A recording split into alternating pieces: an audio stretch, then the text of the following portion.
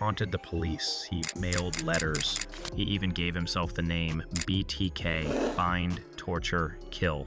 For over 30 years, Dennis Rader lived a double life, church president by day, serial killer by night. And for a long time, he got away with it. But what finally brought him down? A floppy disk. Yeah, that's right, a piece of tech that was already outdated in 2005. The arrest of BTK wasn't just about detective work, it was also about legal strategy, digital forensics, and walking the razor-thin line between surveillance and privacy rights. Here's how it all went down and what almost blew the whole case. The BTK killing started in 1974 in Wichita, Kansas. Rader murdered entire families, broke into homes, and left bizarre clues. But then he vanished for decades. Investigators hit wall after wall. DNA wasn't useful in the early years, and there were no viable suspects. The trail went cold. Then in 2004, out of nowhere, BTK came back. He sent a letter to a local newspaper, claiming responsibility for old murders and hinting that he never left. Over the next year, he sent more packages, letters, and a doll tied up to resemble one of his victims. It was sick, but it was also a goldmine for law enforcement. Here's the thing. Rader wanted attention. He liked the spotlight, and that need for recognition, that's what cracked him. The biggest break came when BTK sent a purple floppy disk to a local TV station. He asked the police on one of his earlier notes if it was safe to send digital files. Could they trace it? He even signed the note Rex. The police lied and said, sure, go ahead, totally safe. He bought it. Here's what was on that floppy: a deleted Microsoft Word document that had metadata linking it to a user named Dennis, and the document was last edited at Christ Lutheran Church. Now, think about this legally. At this point, the FBI had circumstantial evidence. Metadata isn't always a slam dunk in court. It can be manipulated, but it was enough to raise flags. Investigators started looking into church members named Dennis. Only one stood out: Dennis Rader. But metadata alone wouldn't justify a search warrant, so what did they do? The FBI worked with local law enforcement to gather more pieces. They looked into Rader's family. He had a daughter. Investigators got a court order to obtain her medical records from a college health clinic, records that included a pap smear sample.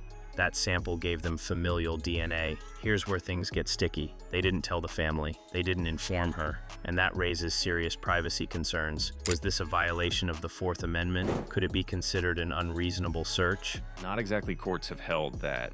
If a third party, like a doctor or clinic, has custody of your medical records, police can subpoena them without your direct permission. But ethically, it's murky. If the defense had gone to trial, they could have pushed hard on whether the warrant and the method of obtaining that DNA crossed the line. Still, the DNA from the daughter matched the DNA left at one of the BTK crime scenes. Not a full match, but close enough to confirm a family link. That was enough to finally get a warrant for Rader's arrest. When they arrested him, the house was searched and the physical evidence was overwhelming.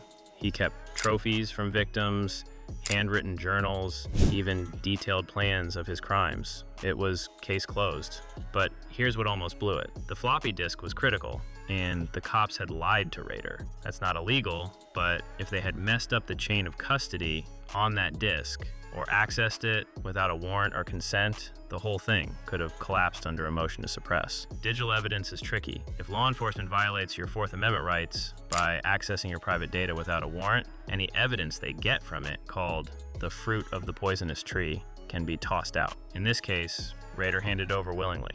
That made all the difference.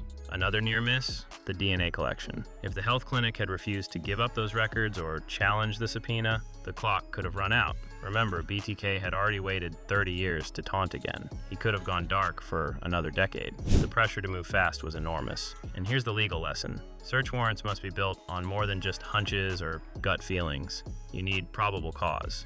They had to build a legal foundation, step by step. So what does this case tell us about digital privacy? First, if you voluntarily hand over a digital device, you're giving law enforcement a goldmine. Rader didn't need to be hacked. He handed over the rope and tied the knot himself. Second, surveillance and subpoenas can blur the line between public safety and privacy violation.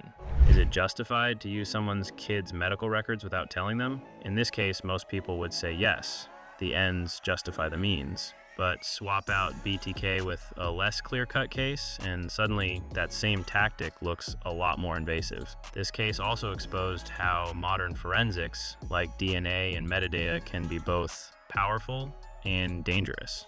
The more info we leave behind, the easier it is to track us. That's good when it catches killers, not so great when it's used without oversight. In the end, Dennis Rader was sentenced to 10 consecutive life terms. He confessed, he showed no remorse. But legally, the case became a study in how to balance aggressive law enforcement with constitutional rights. The FBI didn't just catch a killer. They danced on the edge of legal limits and managed to stay just inside the line. And that's why it matters. It's not just about catching the bad guy. It's about making sure we don't lose the rule of law while doing it. Thanks for joining us today at Due Process Daily. Throw us a like and consider subscribing to the channel to help us grow.